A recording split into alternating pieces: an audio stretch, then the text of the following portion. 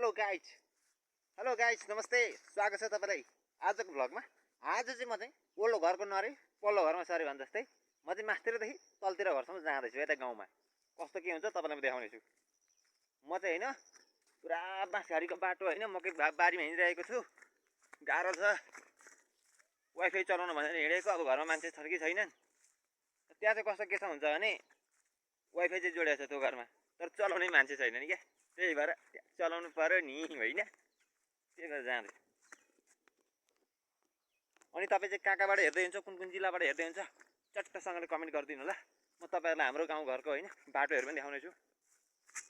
म चाहिँ अम्लिसो घारीमा हेर्नु नि, खेती गर्न छोडिकै मान्छेले जम्मै अम्लिसो घारी लगाएर होइन पछि के खान्छन् कि अम्लिसोको डाङ्ला रोक्छन् होला नि।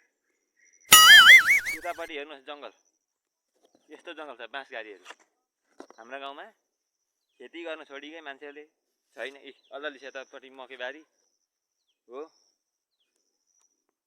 सबै विदेशतिर कुदै गर्छन्। त्यस्तै गाइस हामी चाहिँ रमाइलो गर्छ। नेपालमा बसेको छ नि त, विदेशमा अन्त कहाँ यस्तो भ्लग बनाउनु पाइन्छ त। त्यही भएर म नेपाल बसेको। त तपाईँहरूले माया चाहिँ गर्नु पऱ्यो क्या।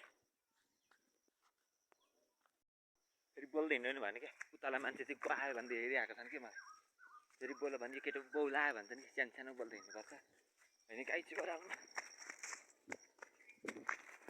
गरेर उपर गाई चुहेर चाहिँ साह्रै अप्ठ्यारो छ होइन। लडी भने चाहिँ खतम हुन्छ। दुईवटा बाटो छ, हामी चाहिँ तल्लो बाटो लाग्छौँ। मकैहरू टक्कसँगले पाक्न आँटिसकेका छन्।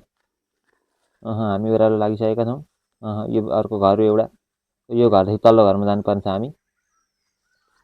फुलिरहेका छन्। हामी खुट्टा थाम्दै हिँडिरहेका छौँ, चिप्ल्यो भने लडिन्छ। दाउराको कटेरामा आइपुगेका छौँ।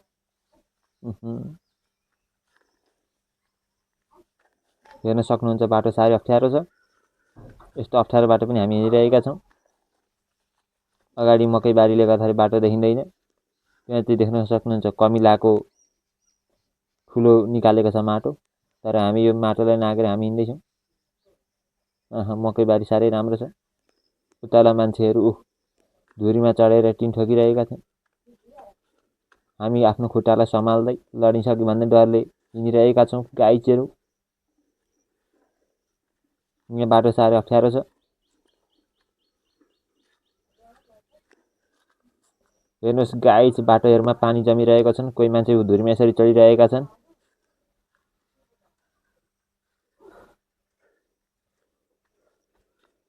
लडिन्छ क्या तेरिका हो के साह्रै बाटो चिप्लो हो।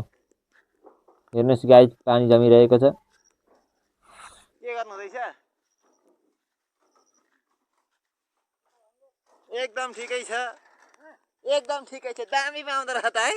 घर त फोटो खिच्दा त चडक्क बनाइहाल्नु छ नि, राम्रो। हजुर त्यहाँ चुयो। यहाँ मुनतिर पनि कति राम्रो बनाउनु भएको छ, पिलर अर्कै हालेर। हजुर झर्नु होला नि,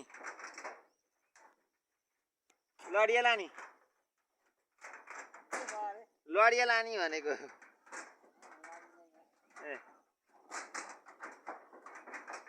त्यो चाहिँ टोइलेट नयाँ के भएछ त्यहाँ चाहिँ सिमेन्ट। यता चाहिँ नयाँ बाथरुम।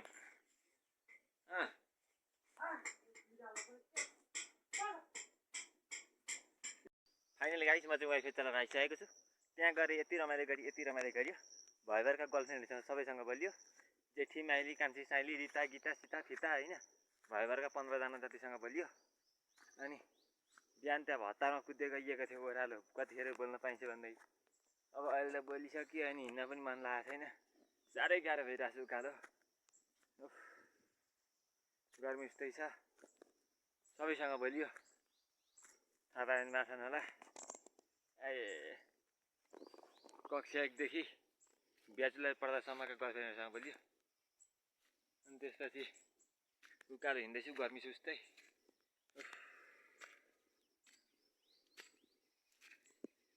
के कस्तो लाग्यो गाइस, कृपया लाइक गर्न चाहिँ नबिर्सौँ है। यदि फेसबुकमा हेर्दैछ भने फलो, युट्युबमा हेर्दैछ भने सब्सक्राइब गर्न चाहिँ नभुल्नु होला। यति नै आजलाई।